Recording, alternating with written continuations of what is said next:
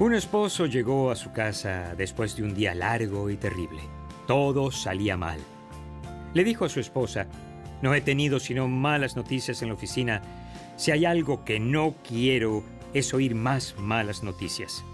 Su esposa respondió: "En ese caso, te alegrará saber que 3 de nuestros 4 hijos no se rompieron el brazo hoy". ¿Saben? Es un arte aprender a dar malas noticias.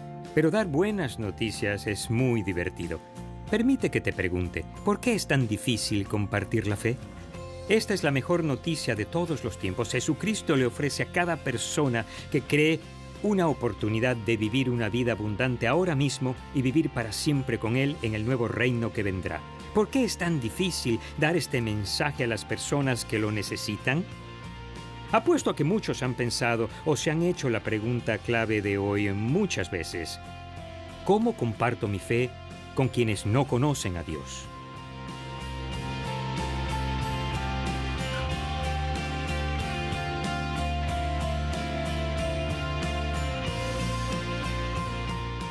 Si has sido cristiano cualquier periodo de tiempo, sabes que Dios llama a todos los cristianos a proclamar las buenas nuevas de Jesús. No tienes que ser un erudito de la Biblia para saberlo, pero ¿te has preguntado alguna vez por qué Dios quiere que compartamos la fe? Espero que la idea clave de hoy ayude. Proclamo mi fe ante otros para cumplir los propósitos de Dios. ¿Cuál es su propósito? ¿Cuál es su voluntad? Aquí está lo que la Biblia dice al respecto en 2 de Pedro capítulo 3, versículo 9. El Señor no tarda en cumplir su promesa, según entienden algunos la tardanza. Más bien, Él tiene paciencia con ustedes, porque no quiere que nadie perezca, sino que todos se arrepientan. Pablo comisiona a cada creyente en Jesús con este llamado: todo el que invoque el nombre del Señor será salvo. Ahora bien, ¿cómo invocarán a aquel en quien no han creído? ¿Y cómo creerán en aquel de quien no han oído? ¿Y cómo oirán si no hay quien les predique? ¿Y quién predicará sin ser enviado? Así está escrito: qué hermoso es recibir al mensajero que trae buenas nuevas. Yo no puedo prometer que compartir nuestra fe realmente hará que nos veamos bonitos, pero confío en que producirá un hermoso resultado en las vidas de muchos. Cuando Pablo escribió el libro de Efesios, estaba arrestado en su casa. Como verás, él no solo nos dio el mandato de compartir las buenas nuevas, sino también buscó cada oportunidad de hacer lo mismo con las personas en su propia vida.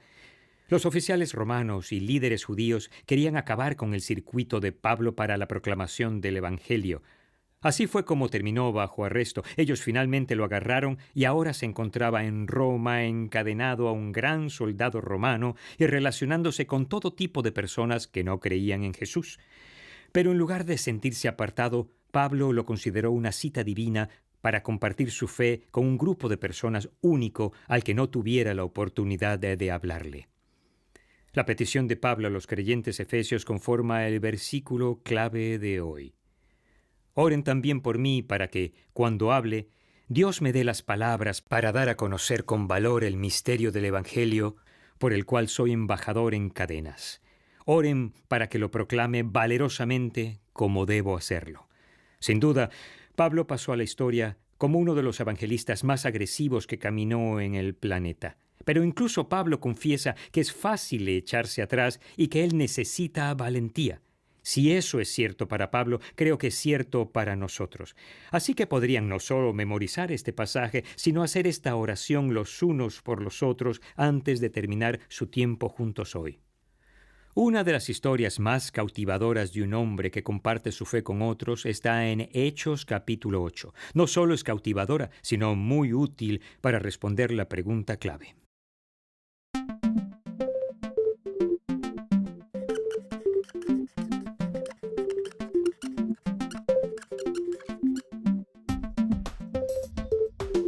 Después que Jesús hubo ascendido al cielo, sus primeros seguidores comenzaron a difundir las buenas nuevas de lo que él había dicho y hecho.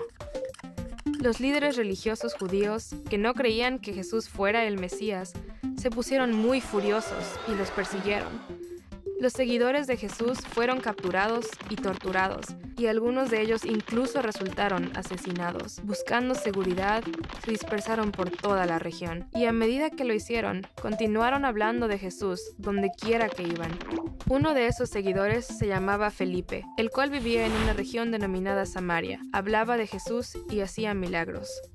Un día, un ángel de Dios le dijo a Felipe que se fuera de donde estaba y viajara hacia el sur, por un camino polvoriento en el desierto.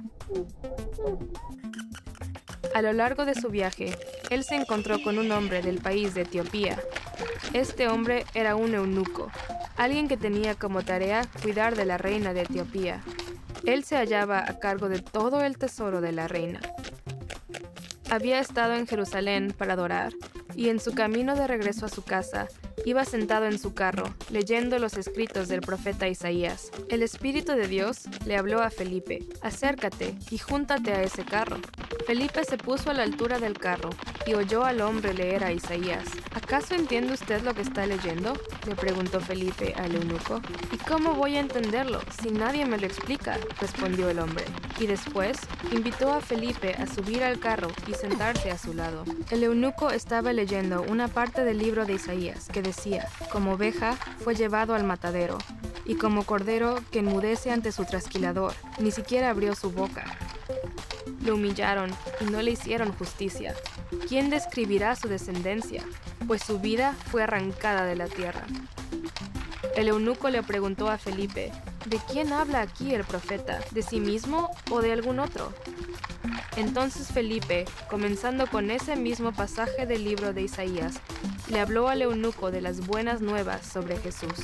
Mientras siguieron viajando por el camino del desierto, llegaron a un lugar donde había agua. El eunuco dijo: «Mire, aquí hay agua. ¿Qué impide que yo sea bautizado?». Así que dio órdenes de detener el carro, y Felipe y él descendieron al agua. Allí, Felipe bautizó al eunuco etíope. Cuando el hombre salió del agua, el Espíritu de Dios de repente arrebató a Felipe, y el eunuco no volvió a verle más. Él regresó a su casa en Etiopía, gozándose por lo que había sucedido.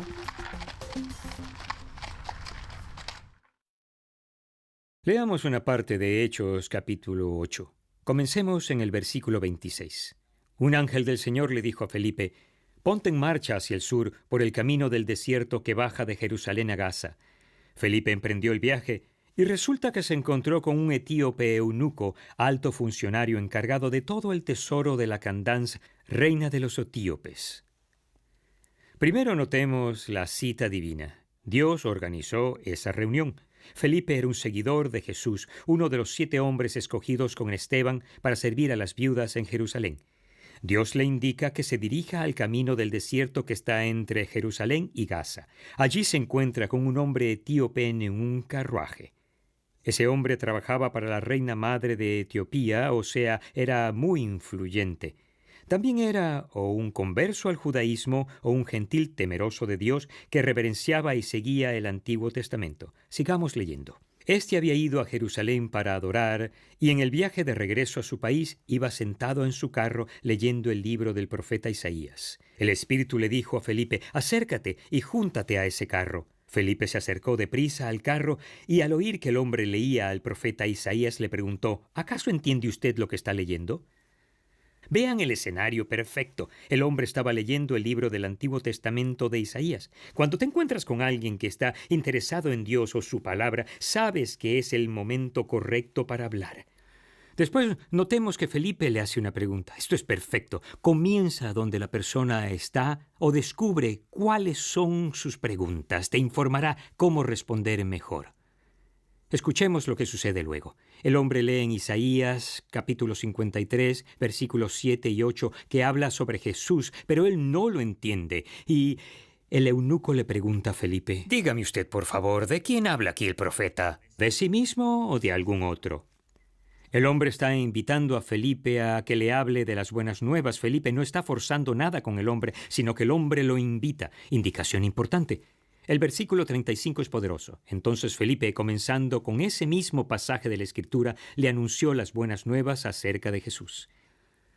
La Biblia es solo una historia, y esta historia, sin importar el Antiguo Testamento o el Nuevo Testamento, apuntan a Jesús, tema principal de las buenas nuevas.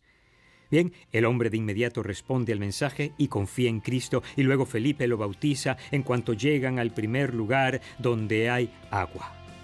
Pero todo no termina ahí. Por la fidelidad de Felipe de compartir su fe en Cristo, el Evangelio de Jesús se extiende hasta el norte de África y muchas personas pueden conocer a Cristo en este gran continente.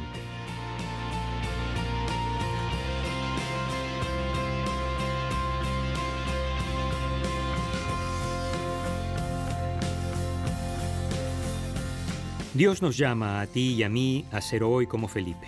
Nos llama a reconocer oportunidades de compartir las buenas nuevas en nuestras vidas diarias. Déjame repetir lo que aprendimos en la historia aplicable a nosotros. Primero, busca citas divinas. Dios está organizando encuentros oportunos para nosotros. Busca su participación. Solo di que sí y ve al camino del desierto de inmediato. Segundo, comienza con una pregunta y espera la invitación. No te sientas presionado a abrir la Biblia y dar un sermón. Dios ha organizado esa reunión y estará obrando. Primero la historia de esa persona. Si el momento es correcto, escucha y recibirás la invitación a hablar. Tercero, comparte tu historia.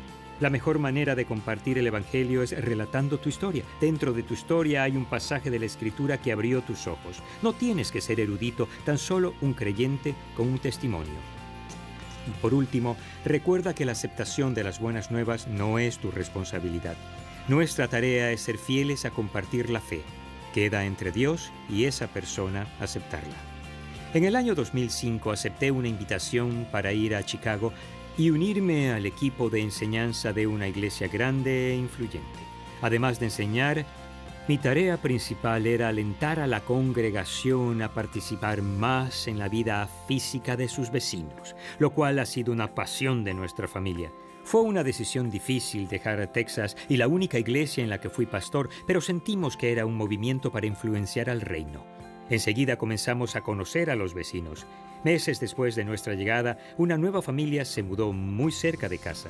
Eran 10 años más jóvenes que nosotros y tenían 2 niñas adorables.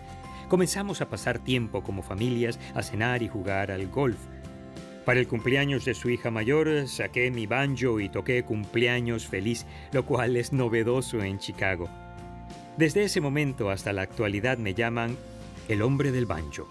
Desarrollamos una relación maravillosa y satisfactoria con nuestros vecinos. Un día, 2 años después de llegar a Chicago, el hombre vino y tocó a mi puerta.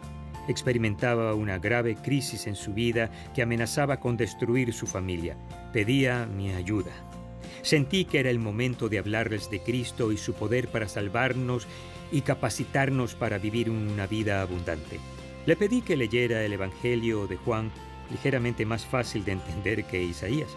Al final del día, me llamó a preguntarme cuántas veces debía leerlo. Yo pensé una vez, él lo había leído 3 veces. Fui a su casa y me reuní con él y su esposa en la sala.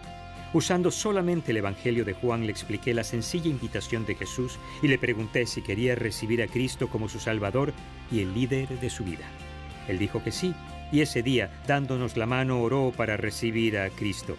Más adelante ese mismo mes tuve el privilegio de bautizar a la pareja. 1 año después, nuestro tiempo en Chicago llegó a su fin y nos encontramos de nuevo en Texas.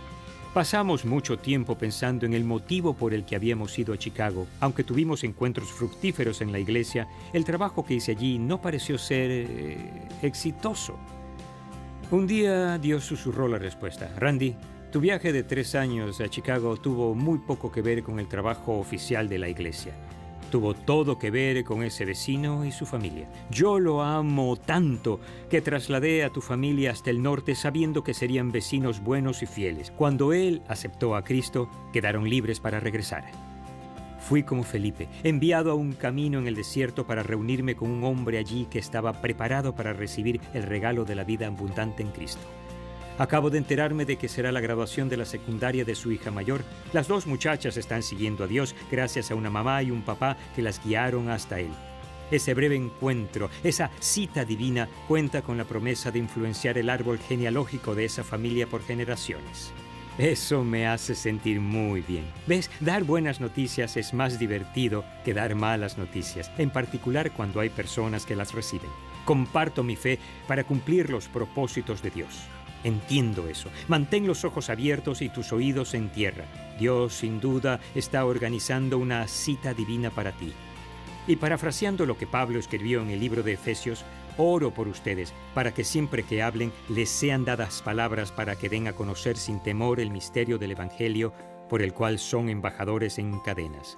Oro para que lo declaren sin temor como debe ser.